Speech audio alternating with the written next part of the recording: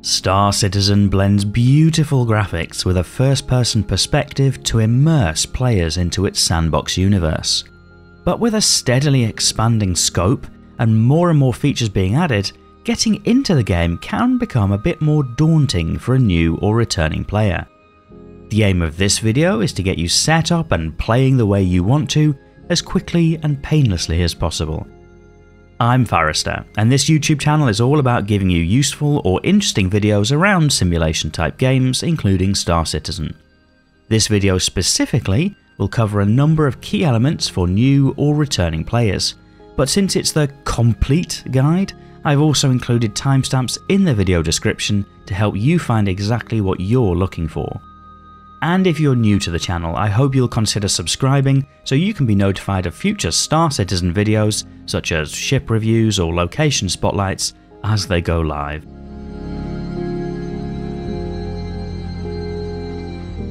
So firstly, and this is really important and that's why this section comes in before the video covers buying the game, Star Citizen is currently, and often controversially, in alpha testing. That means it's far from feature complete, although in reality much of the gameplay could make up the size of many other games on the marketplace. It means that a lot of things that may eventually end up in the game are not yet in the game. Critically, Star Citizen is constantly learning, iterating and evolving, both in feature set available to you as a player, but also in scope. You'll often hear the criticism of feature creep levelled at the game, as more and more cool ideas are added to the project, but at the expense of increasing development time. And because the game isn't complete, you'll likely encounter bugs as you play. That could be as insignificant as walking past a load of characters standing on their chairs for no reason, or could be as disruptive as being kicked off the server, having to reconnect, only to find you've been killed in the meantime. You may also need to be aware that from time to time, because it's in alpha testing, progress may be wiped, and at time of recording, it seems like there's no end date on the immediate horizon, so you might reasonably expect Star Citizen development to continue in such a manner, at least for the foreseeable future. All of that said, even in this state, Star Citizen can be an incredibly fun game, especially if you're playing with friends. It's often breathtakingly beautiful, and even without a high level of polish, draws you into the world. It's something I've been playing for hours every single week for much of the last few years, so with the right mindset, you can really get your money's worth. But I appreciate that's not for everyone. Finally, on alpha testing, if you do decide to go ahead with the game, you can help identify and fix some of those bugs as you go along. On the Star Citizen website, there's a section called the Issue Council, where you can help to report issues as they crop up and prioritize what you think are the most important bugs to fix.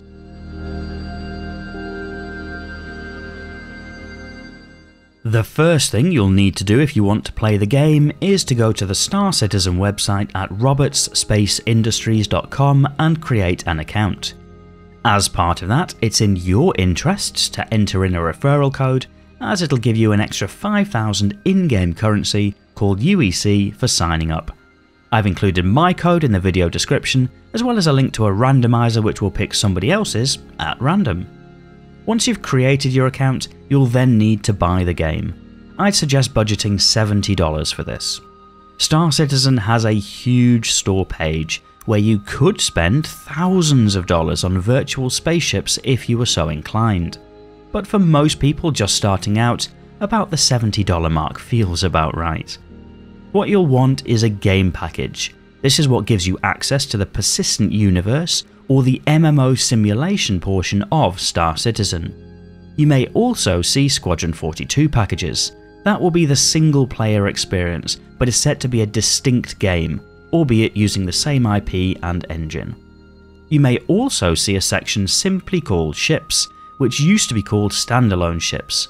Those purchases allow players who already have a game package to buy an extra ship module without paying full price for game access again. But as a new player, you'll want to stick to the game packages. There's a sliding scale here with different ships on offer depending on your budget and what you'd like to do in-game. You might want to take some notes here and research each of the ship options and what it gives you. Every single one of these you'll be able to buy in-game, All you're deciding is what your very first ship will be. Personally, I'd recommend the Avenger Titan or Cutter. They're a little more than the most basic package, coming in at usually around $70 when there aren't any sales on, but there are usually sales a couple of times a year if you're hoping to bag a bargain.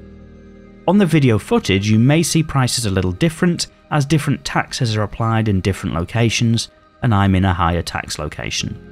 But those two choices are really versatile starter ships. I've reviewed them on this channel before and given that verdict, as they let you try out most of the key gameplay loops to find out what you enjoy the most. Note that ship choice is often a very personal thing, and whilst I suggest the Avenger Titan and Cutter because of how versatile they are, if something else takes your fancy, or budget constraints dictate a different choice, that's okay too. Be sure to do your research on the ship you want to buy. My starter ship pledge guide or individual ship reviews might be a good starting point, and also be sure to double check that the package you're interested in also includes game access. It'll be listed as Star Citizen Digital Download or something similar. Once you've opened your wallet and sunk your cash, it's time to download the game. Depending on what you want to do in Star Citizen, you'll want to consider what controllers you might like. Star Citizen is fully playable on mouse and keyboard, but scales with different options all the way up to people with highly specialised hardware like joysticks and head tracking. I have a separate video guide on setting up your hardware within Star Citizen, so to save you time, I'll not repeat that here, but the most important thing will be to take note of some key controls. Those will be your interaction key, which defaults to F for Foxtrot, your MobiGlas, which defaults to F1, and your ship movement keys across 6 strafe directions: forward, backwards, up, down, left and right. You'll very likely begin to use many more as you use your ships and steer yourself towards more specialised gameplay, but those basics should get you flying.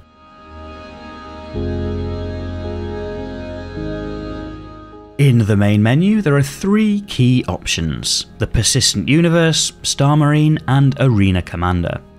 Star Marine is an arcade style mode for first person combat, and Arena Commander an arcade style mode for ship combat or racing. If you're playing for the first time, it's worth loading into Arena Commander and selecting the free fly option to check you have all of your ship controls set up correctly. The Persistent Universe is the simulation massively multiplayer online type experience. Once you click into that, you'll select the Stanton system and then customize your character. You're greeted with a choice of starting locations. For new players, I'd suggest Lorville on Hurston as the choice, for the simple reason that it's right in the centre of the Stanton system. Once you've selected to load up, be prepared that it might take a minute or two to load into the game. That's entirely normal and why many players use a solid state drive to store the game. Once you're connected to the server, there are no loading screens, even as you cross the entire star system or blend between planets, so the trade-off of a slightly longer load screen to begin with seems worth it. The first sight you'll see will be your bunk as you wake up in bed. To get up and walk around, either press the Y for Yankee key or hold your interaction key that you set earlier, which defaults to F for Foxtrot, and then look for the option to leave bed. At this point, you're free and unleashed into the universe. You can hit the shops and spend your initial cash, or head straight to your ship. For this guide, we'll go with the latter option and get you airborne as quickly as possible. Look for the in-game queues, depending on your selected location, to guide you to the local spaceport. That'll usually involve some sort of rapid transit system, such as the trams here on Hurston. Once you get to the spaceport, you'll find some ship retrieval terminals which you can access by holding the Interact key, again defaulting to F for Foxtrot. The styling in different areas can be slightly different, but the UI will look similar in each. If you're just starting out, you'll probably only have one ship listed, so go ahead and call that. The game will spawn in your ship and tell you where to go in order to go and get it, which will usually be a hangar bay or landing pad. You'll find visual cues as to how to get there, including a notification on your heads-up display, and usually you'll get to your ship via some sort of elevator.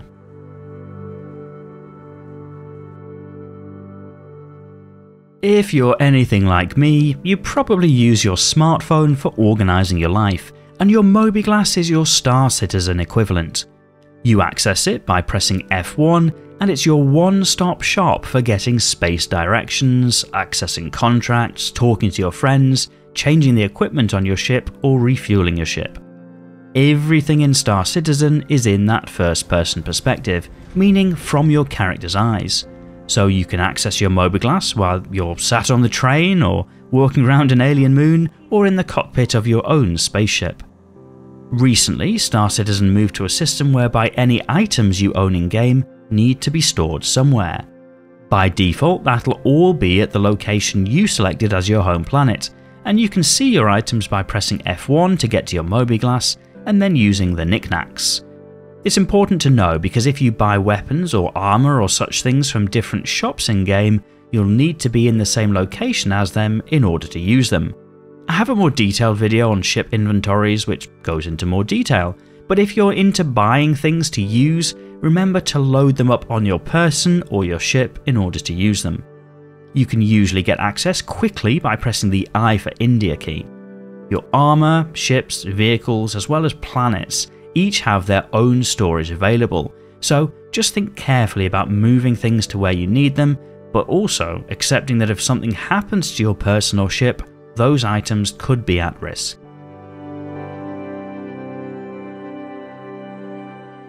So now you've found your ship, used the interaction key to get aboard, and you've found your pilot's chair and climbed in that too. Use your interaction key again to start the ship up. The easiest way is by selecting Flight Ready.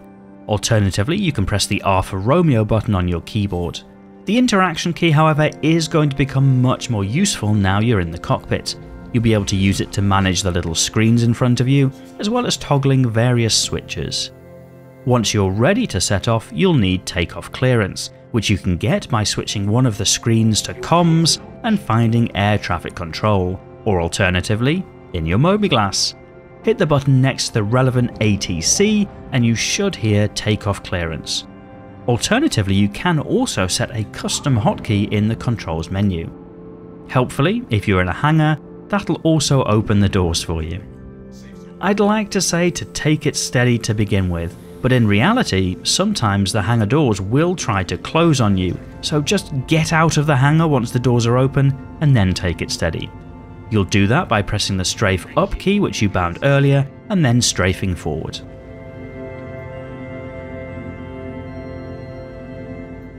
Quickly explaining your heads-up display in the cockpit, you'll see your speed on the left including a speed limiter. Generally speaking, at least starting out, keep this at the default whilst you're planet side, and you can increase it a bit more once you're in space.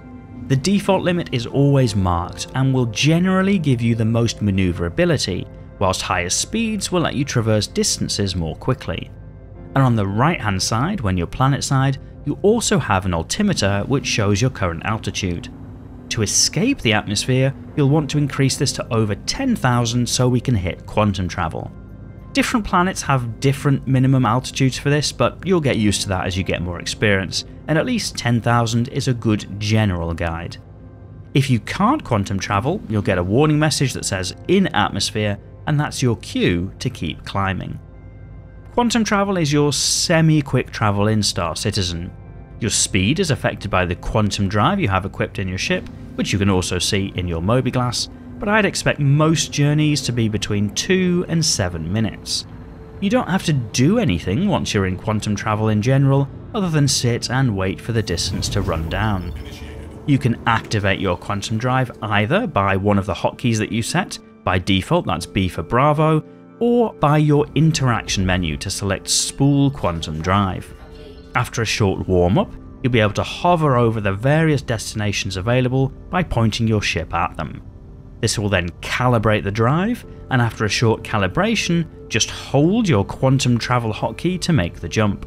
To begin with, I'd usually jump to an orbital marker, which are named OM with a number, or to an orbital space station, such as Port Tressler, just to get out of atmosphere. You can also use your MobiGlas to set a route to a specific destination.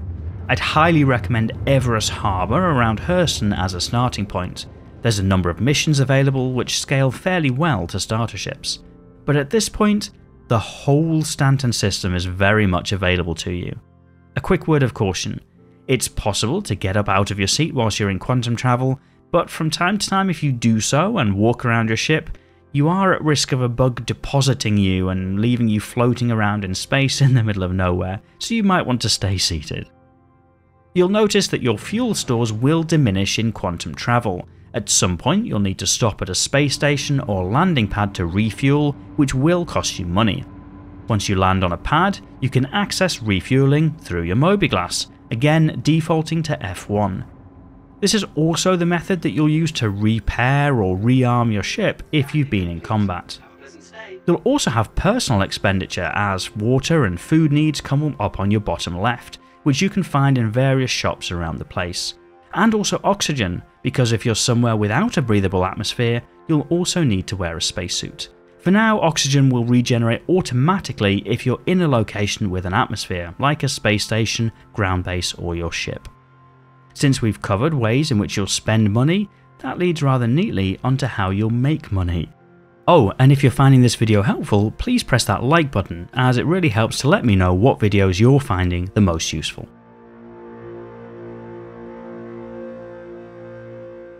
One of the easiest and most accessible ways to make money in Star Citizen is via the contracts menu. You'll find this in your MobiGlas. There are lots of different types of contracts depending on the sort of gameplay you're interested in. If you're going to take one of the combat contracts, be sure to read up on the keybinds around targeting and using the weapon systems. Delivery contracts are probably similar to a gig economy delivery job, where you pick up parcels and drop them off elsewhere. They're helpful in that they give you experience of flying, landing, and seeing different places around the verse, and they're also generally low threat and low risk as you don't carry any personal capital outlay. Bounty hunter contracts involve finding and dealing with miscreants, although the finding part is usually as simple as following the marker. They're helpful for combat pilots, but can carry a little more threat and a risk to your ship with repair costs. But helpfully, as with the other contracts, there is little to no personal capital outlay. Mercenary contracts follow a similar vein, but may also include ground combat missions. Read the small print of the text to find out, as you'll need to purchase some weapons in order to complete the ground combat missions. You'll also see pop-ups from time to time on your heads-up display, offering contracts for deep space combat rescue, or even from other players asking for personal transportation. They can be good ways to meet new players and get involved, although be wary, not all players are nice guys. You can also see pop-ups for ships under attack, and these can be fun space combat missions, often with a good payout. Some contracts require you to build reputation with a specific group in order to progress to the next tier. You can see your current reputation, you guessed it, in your MobiGlas. Higher difficulty contracts will be a little more risky or require more skill from you, but generally will pay out more. For some ships that have cargo storage available, it's also possible to make money by trading. You buy cargo at a low price, then go sell it at a higher price. Many outposts, stations, and cities have trading consoles with a buy or sell tab, and you can select your ship and then what you'd like to buy or sell. For many players, this is how they made their fortune in Star Citizen, but there are some caveats to be aware of. Firstly, the starter ships only have very small cargo bays, so you're only likely to be making very small profits on each run. For many of the starter ships, it will be much more economical to run box delivery contracts initially instead. Secondly, you'll have to pay for the cargo yourself, which means that the cash you sink into that cargo is at risk until the moment you're able to sell it. If your ship is destroyed with cargo on it, that cargo could be destroyed or perhaps left floating in space. And whilst piracy hasn't historically been the most commonplace problem in Star Citizen, it's also quite possible that's on the turn, and that you could end up running into another player who will be all too happy to destroy you if you didn't pay up, or sometimes even if you did, or just to make your ship explode. If you're buying or selling cargo, be sure to check the commodity price alerts in the journal on your MobiGlas to know where to buy and where to sell, so that you don't end up with a large cargo hold full of junk that you can't get rid of.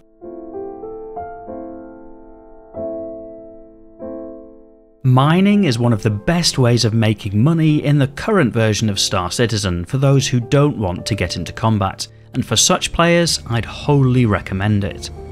Mining in Star Citizen is quite a detailed minigame after you've scanned for ore, and the first mining rover is relatively cheap and can be unlocked after a few hours of running missions. Mining can also be quite profitable, and it's relatively low risk, as all you could really lose is your time invested.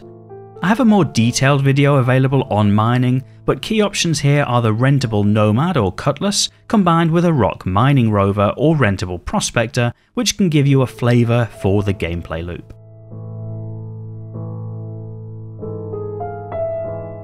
New to patch 3.18 is salvage mechanics. For the most part, you'll need one of the two salvage ships, the Reclaimer or the Vulture. At time of recording, the latter can't yet be bought in-game, so is a real cash purchase only, and the Reclaimer is prohibitively expensive, so would only be unlocked after a lot of hours in the game. So for the purposes of this guide, it's sufficient to mention that salvage is an option for making money, but for new players is often out of reach initially, at least for now.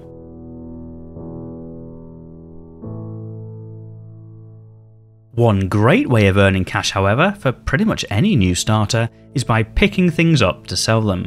Whether it be consumables found across the verse, or loot from crates in FPS bunker missions, you can transfer things to your local or ship inventory and then sell them to various vendors across Stanton.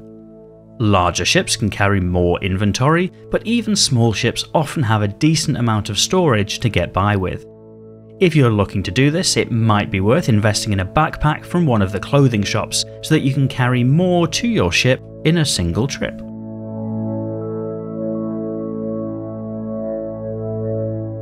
One of the best things you can do as a new player in Star Citizen is set yourself a goal to work towards. You might like to go out and explore different locations, and I have a series of location spotlight videos that might give you some ideas. Or you might like to join an organisation to fly with friends and experience multi-crew ships, so I've included a link in the video description of my organisation which welcomes new players. But for most new players, their first goal will be to work towards their next ship. For economic players, I'd recommend aiming for a Greycat Rock at 172,000 credits. The Rock as a mining rover gives you a good, solid income and can be used to start building up a capital base, accompanied by a ship to carry it, like a Cutlass Black that can be rented cheaply. Then I'd aim for either a 2 million credits Prospector for continuing mining, or a 2 million credits Freelancer Max as a first cargo hauler. And if cargo is your deal, setting a goal of buying the 4.9 million credits C2 Hercules should be a real aim. For ship combat players, I'd suggest working towards an Origin 325A. It's a really versatile and forgiving light fighter, able to handle the vast majority of combat missions for 950,000 credits. But for all of these choices, there are lots of options available, so feel free to do your own research and find what might be a good fit for you. Remember, most of these ships are available to buy in-game, so you don't have to spend more money to get access to them, at least for now. The game is in alpha, and so from time to time your in-game purchases might be reset, but that largely seems to be a fairly rare occurrence in recent history.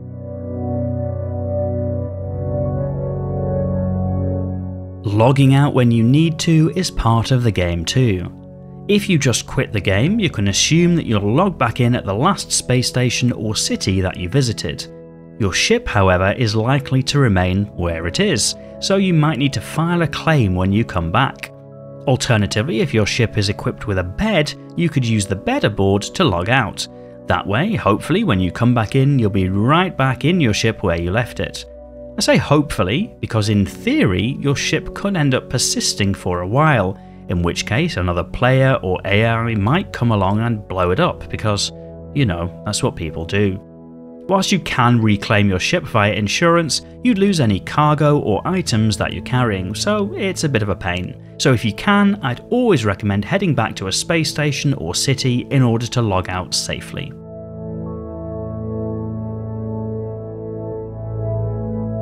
If you are killed or your ship is destroyed, fear not, the game isn't over. You're sent back to a hospital bed in whatever your home planet is to start up again. Whilst you'll lose any items on your person, if your ship has been destroyed you can get a new one by filing an insurance claim at no extra cost. You can do that by visiting a ship spawn terminal, like the one you originally called your ship at, and hitting the claim button. Then you wait for the timer to run down. The timer will be longer for bigger ships and shorter for smaller ships. As before, being killed means you'll lose any cargo aboard the ship, as well as any weapons, armour or other items in both your and the ship inventory. As of the most recent patch, there's a chance you might be able to get some of that back by heading to the point where you were destroyed to pick up the gear or cargo. There's even a marker in your heads-up display to show you where to go. But a word to the wise, if you were killed the first time, there's a good chance a second engagement might not go well, and equally, if there's another player involved, there's a good chance your stuff might already be gone. Sometimes, some of you might be tempted to find out what happens if you do something a little naughty in-game. There's a feature called Crime Stat, which gives you a criminal rating if you break the in-game laws. I'll not go into too much detail, there are lots of nuances such as where you commit offences and if the authorities have their comlink up and running, but suffice to say that there are likely to be in-game consequences if you misbehave, including an in-game prison loop, and so if you're thinking of running a little rogue, you might find it helpful to read up a bit more about the criminal gameplay loops first. Speaking of helpful, I hope you found this video guide useful.